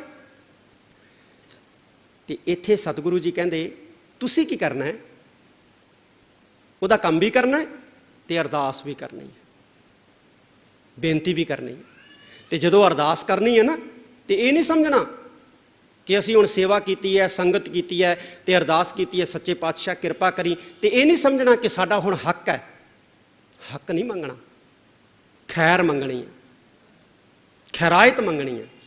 ਸੇਵਾ ਸਿਮਰਨ ਬੰਦਗੀ ਨਿਤਨੇਮ ਭਜਨ ਕਰਕੇ ਜਦੋਂ ਅਰਦਾਸ ਕਰਨੀ ਹੈ, ਤੇ ਬੰਦਗੀ ਸੇਵਾ ਸਿਮਰਨ ਦਾ ਹੱਕ ਨਹੀਂ, ਬਲਕਿ ਫਿਰ ਵੀ ਖੈਰ ਹੀ ਮੰਗਣੀ ਹੈ, ਫਿਰ ਉਹ ਕਿਰਪਾ ਕਰਦਾ। ਤੇ ਮਹਾਰਾਜ ਕਹਿੰਦੇ ਨੇ ਪਰਮਾਤਮਾ ਦੀ ਸਿਫਤ ਸਲਾਹ ਨੂੰ ਜਦੋਂ ਕੋਈ ਸੁਣਦਾ ਨਾ, ਤੇ ਫਿਰ ਕਹਿੰਦੇ ਪੜ੍ਹ ਪੜ੍ਹ ਪਾਵਾ ਹੈ ਮਾਨ, ਉਹ ਪੜ੍ਹ ਪੜ੍ਹ ਕੇ ਇੱਜ਼ਤ ਪ੍ਰਾਪਤ ਕਰਦਾ, ਪੜ੍ਹ ਪੜ੍ਹ ਕੇ ਮਾਨ ਪ੍ਰਾਪਤ ਕਰਦਾ। ਇਹ ਪਾਤਸ਼ਾਹ ਦੱਸਦੇ ਨੇ। ਸੁਣਿਆ ਲਾਗੈ ਸਹਿਜ ਧਿਆਨ, ਸੁਣਿਆ ਲਾਗੈ ਸਹਿਜ ਧਿਆਨ। ਸਹਿਜ ਕੀ ਹੈ ਗੁਰੂ ਪਿਆਰਿਓ? ਸਹਿਜ ਦਾ ਇੱਕ ਤਾਂ ਅਰਥ ਹੁੰਦਾ ਹੈ ਹੌਲੀ, ਆਪਾਂ ਕਹਿੰਦੇ ਨਾ ਸਹਿਜੇ ਚੱਲੋ। ਇੱਕ ਸਹਿਜ ਦਾ ਅਰਥ ਹੈ ਆਤਮਕ ਅਡੋਲਤਾ। ਦੀਵਾ ਆਪਾਂ ਬਨੇਰੇ ਤੇ ਜਗਾ ਦਈਏ, ਹਵਾ ਚੱਲਦੀ ਹੋਵੇ ਨਾ, ਤੇ ਉਹਦੀ ਲੌ ਹਿਲਦੀ ਹੈ, ਇਉਂ ਲੱਗਦਾ ਵੀ ਹੁਣ ਵੀ ਬੁਝਿਆ, ਹੁਣ ਵੀ ਬੁਝਿਆ, ਹੁਣ ਵੀ ਬੁਝਿਆ, ਹੁਣ ਵੀ ਬੁਝਿਆ। ਪਰ ਜੇ ਉਸੇ ਦੀਵੇ ਨੂੰ ਆਪਾਂ ਕਮਰੇ ਦੇ ਵਿੱਚ ਰੱਖ ਕੇ ਬਾਲ ਦਈਏ, ਤੇ ਦੀਵੇ ਦੀ ਲੌ ਸਥਿਰ ਹੋ ਜਾਂਦੀ। ਸਾਡਾ ਜਿਹੜਾ ਮਨ ਹੈ ਨਾ, ਮਨ ਇਹ ਦੀਵਾ ਹੀ ਹੈ। ਜਦੋਂ ਇਹ ਬਾਹਰ ਹੈ ਨਾ, ਤੇ ਇਹ ਫਿਰ ਦੀਵੇ ਦੀ ਲੌ ਵਾਂਗੂ ਹਿਲਦਾ ਹੈ, ਵਾਸ਼ਨਾਵਾਂ ਦੀ ਹਵਾ ਦੇ ਨਾਲ ਇਹ ਹਿਲਦਾ ਹੈ, ਇਉਂ ਲੱਗਦਾ ਹੁਣ ਵੀ ਗਿਆ, ਹੁਣ ਵੀ ਗਿਆ, ਹੁਣ ਵੀ ਗਿਆ। ਪਰ ਜਦੋਂ ਇਹੀ ਸਾਡਾ ਮਨ ਰੂਪੀ ਦੀਵਾ ਗੁਰੂ ਸ਼ਬਦ ਦੀ ਓਟ 'ਚ ਆ ਜਾਂਦਾ, ਤੇ ਫਿਰ ਇਹ ਸਹਿਜਤਾ ਦੇ ਵਿੱਚ ਟਿਕ ਜਾਂਦਾ ਹੈ, ਆਤਮਕ ਅਡੋਲਤਾ ਦੇ ਵਿੱਚ ਟਿਕ ਜਾਂਦਾ ਹੈ। ਇੱਕ ਅਵਸਥਾ ਹੈ ਆਤਮਕ ਅਡੋਲਤਾ ਦੀ, ਉਸ ਅਵਸਥਾ ਦੇ ਵਿੱਚ ਮਨ ਟਿਕ ਜਾਂਦਾ। ਬਾਣੀ 'ਚ ਅਸੀਂ ਪੜ੍ਹਦੇ ਵੀ ਹੈ ਨਾ, ਜਿਉਂ ਮੰਦਰ ਕਉ ਥੰਮ ਹੈ ਥੰਮਨ, ਤਿਉਂ ਗੁਰ ਕਾ ਸ਼ਬਦ ਮਨ ਹੈ ਅਸਥੰਮ। ਜਿਵੇਂ ਕਹਿੰਦੇ ਇੱਕ ਛੱਤ ਨੂੰ ਪਿੱਲਰ ਥੰਮਦੇ ਆ ਨਾ, ਥੰਮਦੇ ਆ, ਕਹਿੰਦੇ ਇਵੇਂ ਗੁਰੂ ਦਾ ਸ਼ਬਦ ਜਿਹੜਾ ਹੈ ਉਹ ਮਨ ਨੂੰ ਥੰਮ ਲੈਂਦਾ ਹੈ, ਮਨ ਰੁਕ ਜਾਂਦਾ ਹੈ। ਤੇ ਜਦੋਂ ਮਨ ਰੁਕ ਜਾਂਦਾ ਨਾ, ਤੇ ਫਿਰ ਗੁਰੂ ਪਿਆਰੇ ਜਿਹੜਾ ਧਿਆਨ ਲੱਗਦਾ ਹੈ ਉਹ ਪੂਰਾ ਧਿਆਨ ਹੁੰਦਾ ਹੈ, ਪੂਰਨ ਧਿਆਨ ਹੁੰਦਾ ਹੈ। ਤੇ ਮਹਾਰਾਜ ਕਹਿੰਦੇ ਨੇ, ਕਹਿੰਦੇ ਸੁਣਿਆ ਲਾਗੈ ਸਹਿਜ ਧਿਆਨ। ਸਾਡਾ ਧਿਆਨ ਜਿਹੜਾ ਨਾ, ਉਹ ਕਹਿੰਦੇ ਸਹਿਜਤਾ ਦੇ ਸਹਿਤ ਲੱਗ ਜਾਊਗਾ, ਇਕਾਗਰਤਾ ਦੇ ਸਹਿਤ ਲੱਗ ਜਾਊਗਾ। ਲਿਵ ਜਿਹੜੀ ਹੈ ਨਾ, ਲਿਵ ਉਹ ਫਿਰ ਕਦੇ ਟੁੱਟਣੀ ਨਹੀਂ ਹੈ, ਅਭਿਆਸ ਨਾਲ ਹੀ ਹੁੰਦਾ। ਪਹਿਲਾਂ ਬੈਠਦੇ ਹੈ, ਜੁੜਦੀ ਨਹੀਂ, ਫਿਰ ਜਿਵੇਂ ਜਿਵੇਂ ਅਸੀਂ ਅਭਿਆਸ ਕਰਦੇ ਹਾਂ, ਕਦੇ ਜੁੜ ਗਈ, ਕਦੇ ਟੁੱਟ ਗਈ, ਕਦੇ ਜੁੜ ਗਈ, ਕਦੇ ਟੁੱਟ ਗਈ। ਨਿਰੰਤਰ ਅਸੀਂ ਸੁਣਦੇ ਰਵਾਂਗੇ, ਤੇ ਫਿਰ ਕੰਟੀਨਿਊ ਜੁੜ ਜੂਗੀ। ਲਾਗੈ ਸਹਿਜ ਧਿਆਨ ਲੱਗ ਜਾਏਗਾ। ਆਤਮਕ ਅਡੋਲਤਾ ਦੀ ਅਵਸਥਾ ਦੇ ਵਿੱਚ ਸਾਡਾ ਧਿਆਨ। ਜੋਗੀ ਸੀ ਨਾ, ਜੋਗੀ। ਹੁਣ ਤਾਂ ਗੁਰੂ ਪਿਆਰੇ ਜਿਹੜੇ ਅਸੀਂ ਜੋਗੀ ਵੇਖਦੇ ਆ ਨਾ, ਉਹ ਕੋਈ ਸੁਰਮਾ ਵੇਚਣ ਵਾਲਾ, ਕੋਈ ਦਵਾਈਆਂ ਵੇਚਣ ਵਾਲਾ, ਕੋਈ ਸੱਪ ਦਿਖਾਉਣ ਵਾਲਾ। ਪਰ ਪੁਰਾਣੇ ਜੋਗੀ ਇਸ ਤਰ੍ਹਾਂ ਦੇ ਨਹੀਂ ਸੀ ਹੁੰਦੇ, ਉਹ ਯੋਗ ਦੀਆਂ ਕਲਾਵਾਂ ਜਾਣਦੇ ਹੁੰਦੇ ਸੀ। ਯੋਗ ਦੇ 8 ਅੰਗਾਂ ਦੇ ਵਿੱਚੋਂ ਆਖਰੀ ਅੰਗ ਜਿਹੜਾ ਹੈ ਉਹ ਸਮਾਧੀ ਮੰਨਿਆ ਜਾਂਦਾ ਹੈ। ਪਰ ਜਦੋਂ ਗੁਰਮਤਿ ਦੇ ਵਿੱਚ ਗੁਰ ਪਿਆਰਿਓ ਸਮਾਧੀ ਦੀ ਜ਼ਿਕਰ ਆਉਂਦਾ ਨਾ, ਸਮਾਧੀ ਦਾ ਜ਼ਿਕਰ ਆਉਂਦਾ, ਤੇ ਜੋਗੀਆਂ ਵਾਲੀ ਸਮਾਧੀ ਨਹੀਂ ਹੈ। ਜੋਗੀਆਂ ਵਾਲੀ ਸਮਾਧੀ ਤਾਂ ਪੱਥਰ ਵਾਲੀ ਸਮਾਧੀ ਹੁੰਦੀ ਸੀ। ਗੁਰਮਤਿ ਦੇ ਵਿੱਚ ਗੁਰ ਪਿਆਰਿਓ ਸਹਿਜ ਅਵਸਥਾ ਦੇ ਵਿੱਚ ਟਿਕਣਾ ਅਸਲ ਸਮਾਧੀ ਹੈ। ਜਿੱਥੇ ਬੰਦੇ ਲਈ ਮਿੱਟੀ ਤੇ ਸੋਨਾ ਇੱਕ ਸਮਾਨ ਹੁੰਦਾ ਹੈ, ਜਿੱਥੇ ਇਨਸਾਨ ਲਈ ਮਾਣ ਤੇ ਅਪਮਾਨ ਇੱਕ ਸਮਾਨ ਹੁੰਦਾ ਹੈ। ਸਾਡੀ ਤਾਂ ਅਵਸਥਾ ਹੈ ਨਾ ਕਿ ਜੇ ਤਾਂ ਸਾਡਾ ਕੋਈ ਸਨਮਾਨ ਕਰਦੇ ਫਿਰ ਖੁਸ਼ ਹੋ ਜਾਂਦੇ ਆ, ਜੇ ਕੋਈ ਸਾਡੀ ਬੇਇੱਜ਼ਤੀ ਕਰਦੇ ਫਿਰ ਦੁੱਖ। ਜੇ ਸਾਨੂੰ ਕੋਈ ਮਿਲ ਜੇ ਤਾਂ ਖੁਸ਼ੀ, ਜੇ ਨਾ ਮਿਲੇ ਤਾਂ ਦੁੱਖ। ਪਰ ਜਦੋਂ ਇਸ ਅਵਸਥਾ ਤੋਂ ਅਸੀਂ ਉੱਪਰ ਉੱਠ ਜਾਂਦੇ ਹਾਂ ਤੇ ਸਮਝ ਲਓ ਗੁਰੂ ਪਿਆਰਿਓ ਉਸ ਵਕਤ ਸਾਡਾ ਧਿਆਨ ਸਹਿਜਤਾ ਦੇ ਵਿੱਚ ਲੱਗ ਗਿਆ। ਬਹੁਤ ਵੱਡੀ ਗੱਲ ਹੈ ਗੁਰੂ ਪਿਆਰਿਓ, ਇਹ ਛੋਟੀ ਗੱਲ ਨਹੀਂ ਹੈ। ਤੇ ਧੰਨ ਗੁਰੂ ਨਾਨਕ ਦੇਵ ਜੀ ਮਹਾਰਾਜ ਕਹਿੰਦੇ ਨੇ, ਕਹਿੰਦੇ ਜੇ ਤੁਸੀਂ ਸੁਣੋਗੇ ਨਾ, ਲਗਾਤਾਰ ਸੁਣੋਗੇ, ਕੰਟੀਨਿਊ ਸੁਣੋਗੇ, ਇਕਾਗਰਤਾ ਦੇ ਸਹਿਤ ਸੁਣੋਗੇ, ਲਗਨ ਦੇ ਨਾਲ ਸੁਣੋਗੇ, ਸ਼ਰਧਾ ਦੇ ਸਹਿਤ ਸੁਣੋਗੇ, ਭਰੋਸੇ ਨਾਲ ਸੁਣੋਗੇ, ਤੇ ਤੁਹਾਡਾ ਵੀ ਭਾਈ ਕਹਿੰਦੇ ਧਿਆਨ ਲੱਗ ਜੂਗਾ ਸਹਿਜਤਾ ਦੇ ਵਿੱਚ। ਤੁਹਾਡਾ ਵੀ ਕਹਿੰਦੇ ਧਿਆਨ ਲੱਗ ਜੂਗਾ ਆਤਮਕ ਅਡੋਲਤਾ ਦੇ ਵਿੱਚ, ਉਸ ਅਵਸਥਾ ਦੇ ਵਿੱਚ ਜਿਹੜੀ ਅਵਸਥਾ ਜਿਹੜੀ ਹੈ ਬਹੁਤ ਉੱਚੀ, ਜਿਹਨੂੰ ਆਪਾਂ ਕਹਿ ਦਿੰਦੇ ਹਾਂ ਅਧਿਆਤਮਕਤਾ ਦਾ ਸਿਖਰ। ਗੁਰੂ ਤੇਗ ਬਹਾਦਰ ਸਾਹਿਬ ਮਹਾਰਾਜ ਨੇ ਉਸ ਅਵਸਥਾ ਦਾ ਜ਼ਿਕਰ ਕੀਤਾ, ਜੋ ਨਰ ਦੁੱਖ ਮੈਂ ਦੁੱਖ ਨਹੀਂ ਮਾਨੈ, ਸੁਖ ਸਨੇਹ ਔਰ ਭੈ ਨਹੀਂ ਜਾਕੈ, ਕੰਚਨ ਮਾਟੀ ਮਾਨੈ। ਇਹ ਸਹਿਜ ਅਵਸਥਾ ਹੈ, ਆਤਮਕ ਅਡੋਲਤਾ ਦੀ ਅਵਸਥਾ ਹੈ। ਕਹਿੰਦੇ ਇਸ ਅਵਸਥਾ 'ਚ ਤੁਹਾਡੀ ਵੀ ਕਹਿੰਦੇ ਸੁਰਤ ਲੱਗ ਜੂਗੀ ਜੇ ਤੁਸੀਂ ਸੁਣੋਗੇ ਤਾਂ। ਇਹ ਪਾਤਸ਼ਾਹ ਜੀ ਦੱਸਦੇ ਨੇ, ਨਾਨਕ ਭਗਤਾਂ ਸਦਾ ਵਿਗਾਸ, ਸੁਣਿਐ ਦੁਖ ਪਾਪ ਕਾ ਨਾਸ। ਨਾਨਕ ਸੰਬੋਧਨ ਹੈ, ਹੇ ਗੁਰੂ ਨਾਨਕ ਦੇਵ ਜੀ ਇਹਨਾਂ ਸਤਸੰਗੀਆਂ ਨੂੰ ਸਮਝਾਓ ਕਿ ਭਾਈ ਪੁਰਖੋ, ਉਹ ਭਾਈ ਸੁਣਨ ਆਏ ਹੋ, ਗੁਰੂ ਦੀ ਗੋਦ ਵਿੱਚ ਬੈਠੇ ਹੋ, ਸੁਣੋ। ਮਹਾਰਾਜ ਦੱਸੋ, ਕਹਿੰਦੇ ਭਗਤਾਂ ਸਦਾ ਵਿਕਾਸ, ਭਗਤਾਂ ਦੇ ਅੰਦਰ ਹਮੇਸ਼ਾ ਹੀ ਖੇੜਾ ਹੁੰਦਾ ਹੈ। ਸਾਨੂੰ ਕਹਿੰਦੇ ਨੇ ਮਹਾਰਾਜ, ਕਹਿੰਦੇ ਜਿਹੜੇ ਭਗਤ ਹੁੰਦੇ ਆ ਨਾ, ਭਗਤ, ਉਹਨਾਂ ਦੇ ਅੰਦਰ ਹਮੇਸ਼ਾ ਹੀ ਖੇੜਾ ਹੁੰਦਾ ਹੈ। ਵਿਕਾਸ ਦਾ ਮਤਲਬ ਹੁੰਦਾ ਹੈ ਖੇੜਾ। ਵੈਸੇ ਖੇੜਾ ਸਾਨੂੰ ਵੀ ਪੈਦਾ ਹੁੰਦਾ ਹੈ। ਭੁੱਖ ਲੱਗੀ ਹੁੰਦੀ ਹੈ, ਰੋਟੀ ਮਿਲ ਜਾਂਦੀ ਹੈ ਨਾ, ਸਾਡੇ ਅੰਦਰ ਵੀ ਖੇੜਾ ਪੈਦਾ ਹੁੰਦਾ ਹੈ। ਪਸੀਨੋ ਪਸੀਨੀ ਹੋਏ ਹੁੰਦੇ ਆ, ਅਚਾਨਕ ਠੰਡੀ ਹਵਾ ਦਾ ਬੁੱਲਾ ਜਦੋਂ ਆਉਂਦਾ ਨਾ, ਸਾਡੇ ਅੰਦਰ ਵੀ ਖੇੜਾ ਪੈਦਾ ਹੁੰਦਾ ਹੈ, ਜਿਹਨੂੰ ਆਪਾਂ ਆਨੰਦ ਵੀ ਕਹਿ ਸਕਦੇ ਹਾਂ। ਪਿਆਸ ਲੱਗਦੀ ਹੈ, ਠੰਡਾ ਕਿਤੋਂ ਪਾਣੀ ਮਿਲ ਜੇ ਨਾ, ਗਰਮੀ ਦੇ ਮਹੀਨੇ, ਜੇਠ ਹਾੜ ਦੇ ਮਹੀਨੇ, ਤੇ ਸਾਡੇ ਅੰਦਰ ਵੀ ਖੇੜਾ ਪੈਦਾ ਹੁੰਦਾ ਹੈ, ਆਨੰਦ ਪੈਦਾ ਹੁੰਦਾ ਹੈ। ਪਰ ਇਹ ਜਿਹੜਾ ਆਨੰਦ ਹੈ ਨਾ, ਇਹ ਵਕਤੀ ਆਨੰਦ ਹੁੰਦਾ ਹੈ। ਭੁੱਖ ਲੱਗੀ, ਚੰਗੀ ਰੋਟੀ ਮਿਲ ਗਈ, ਆਨੰਦ ਆ ਗਿਆ, ਫਿਰ ਭੁੱਖ ਲੱਗ ਜਾਂਦੀ। ਪਿਆਸ ਲੱਗੀ, ਠੰਡਾ ਪਾਣੀ ਮਿਲ ਗਿਆ, ਆਨੰਦ ਆ ਗਿਆ, ਆਪਾਂ ਕਹਿੰਦੇ ਵੀ ਆ ਆਨੰਦ ਆ ਗਿਆ, ਫਿਰ ਪਿਆਸ ਲੱਗ ਜਾਂਦੀ, ਆਨੰਦ ਗਾਇਬ ਹੋ ਜਾਂਦਾ। ਆਨੰਦ ਸਾਹਿਬ ਪੜ੍ਹਦੇ ਆ ਨਾ, ਆਪਾਂ ਨਿਤਨੇਮ ਕਰਦੇ ਹਾਂ ਸਵੇਰੇ, ਮਹਾਰਾਜ ਕਹਿੰਦੇ ਆਨੰਦ ਆਨੰਦ ਸਭ ਕੋ ਕਹੈ, ਸਾਰੇ ਹੀ ਕਹਿੰਦੇ ਆਨੰਦ ਆ ਗਿਆ ਬਈ। ਭੁੱਖੇ ਨੂੰ ਰੋਟੀ ਮਿਲ ਜੇ, ਉਹ ਵੀ ਕਹਿੰਦਾ ਆਨੰਦ ਆ ਗਿਆ ਬਈ। ਪਿਆਸੇ ਨੂੰ ਪਾਣੀ ਮਿਲ ਜੇ, ਉਹ ਵੀ ਕਹਿੰਦਾ ਆਨੰਦ ਆ ਗਿਆ ਬਈ। ਠੰਡ ਲੱਗਦੀ ਹੋਵੇ, ਸਰਦੀ ਦਾ ਮੌਸਮ ਹੋਵੇ, ਅੱਗ ਦੇ ਦੁਆਲੇ ਕਿਤੇ ਥੋੜ੍ਹਾ ਜਿਹਾ ਬਹਿ ਕੇ ਨਿੱਘ ਆ ਜੇ, ਕਹਿੰਦਾ ਵੀ ਆਨੰਦ ਆ ਗਿਆ ਬਈ। ਪਰ ਇਹ ਜਿਹੜਾ ਆਨੰਦ ਹੈ ਨਾ, ਵਕਤੀ ਆਨੰਦ ਹੁੰਦਾ, ਖਤਮ ਹੋ ਜਾਂਦਾ ਹੈ। ਭਗਤਾਂ ਦੇ ਅੰਦਰ ਜਿਹੜਾ ਖੇੜਾ ਪੈਦਾ ਹੁੰਦਾ ਹੈ, ਆਨੰਦ ਪੈਦਾ ਹੁੰਦਾ ਹੈ, ਮਹਾਰਾਜ ਕਹਿੰਦੇ ਸਦਾ, ਇਹ ਹਮੇਸ਼ਾ ਲਈ ਹੁੰਦਾ ਹੈ, ਇਹ ਖਤਮ ਨਹੀਂ ਹੁੰਦਾ। ਪਰ ਇਹ ਮਿਲਦਾ ਕਿੱਥੋਂ ਹੈ? ਆਨੰਦ ਗੁਰ ਤੇ ਜਾਣੇ, ਗੁਰੂ ਤੋਂ ਮਿਲਦਾ। ਤੇ ਗੁਰੂ ਤੋਂ ਮਿਲਦਾ, ਗੁਰੂ ਤੋਂ ਕਦੋਂ ਮਿਲਦਾ? ਜਦੋਂ ਗੁਰੂ ਦੇ ਦਰ ਤੇ ਆਉਂਦੇ ਆ, ਜਾਂ ਜਦੋਂ ਗੁਰੂ ਦੇ ਦਰ ਤੇ ਆਵਾਂਗੇ, ਬੈਠਾਂਗੇ ਤੇ ਸੁਣਾਂਗੇ। ਗੁਰੂ ਬਾਪੂ ਹੈ ਸਾਡਾ, ਬਾਪੂ ਕੋਲੇ ਆਵਾਂਗੇ, ਬਾਪੂ ਦੀ ਗੋਦ 'ਚ ਬੈਠਾਂਗੇ, ਤੇ ਫੇਰ ਹੀ ਗੁਰੂ ਪਿਆਰਿਓ ਬਾਪੂ ਸਾਨੂੰ ਕੁਝ ਦੇਗਾ। ਬਾਪੂ ਤੋਂ ਸੁਣਾਂਗੇ, ਫੇਰ ਹੀ ਸਾਨੂੰ ਕੁਝ ਸਮਝ ਲੱਗੂਗਾ।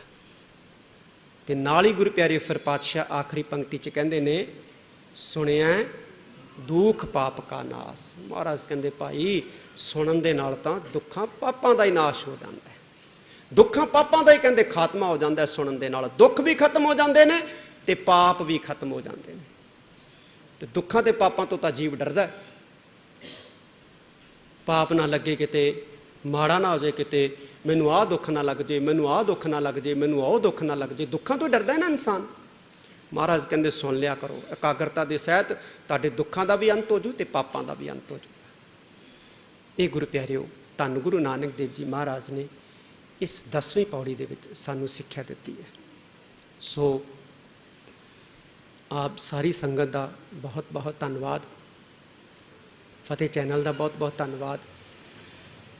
ਜਿਨ੍ਹਾਂ ਨੇ ਦਾਸ ਨੂੰ ਇਸ ਅਸਥਾਨ ਦੇ ਉੱਤੇ ਆਪ ਜੀ ਦੇ ਰੂਬਰੂ ਹੋਣ ਦਾ ਮੌਕਾ ਬਖਸ਼ਿਆ। 2 ਦਿਨ ਵਿਚਾਰ ਸਾਂਝੀ ਕੀਤੀ ਸੀ ਔਰ ਵਿਚਾਰ ਦੌਰਾਨ ਹੋਈਆਂ ਭੁੱਲਾਂ ਗਲਤੀਆਂ ਲਈ ਦਾਸ ਨੂੰ ਖਿਮਾ ਬਖਸ਼ਿਸ਼ ਕਰਨੀ। ਇੱਕ ਵਾਰੀ ਫੇਰ ਸੰਗਤ ਦਾਸ ਦੀ ਫਤਿਹ ਜ਼ਰੂਰ ਪ੍ਰਵਾਨ ਕਰੇ। ਵਾਹਿਗੁਰੂ ਜੀ ਕਾ ਖਾਲਸਾ, ਵਾਹਿਗੁਰੂ ਜੀ ਕੀ ਫਤਿਹ। ਕਰੀਏ ਗੁਰ ਵਿਚਾਰ,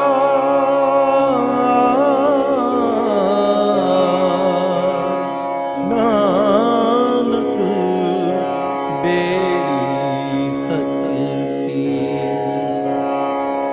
ਕਰੀਏ ਗੁਰ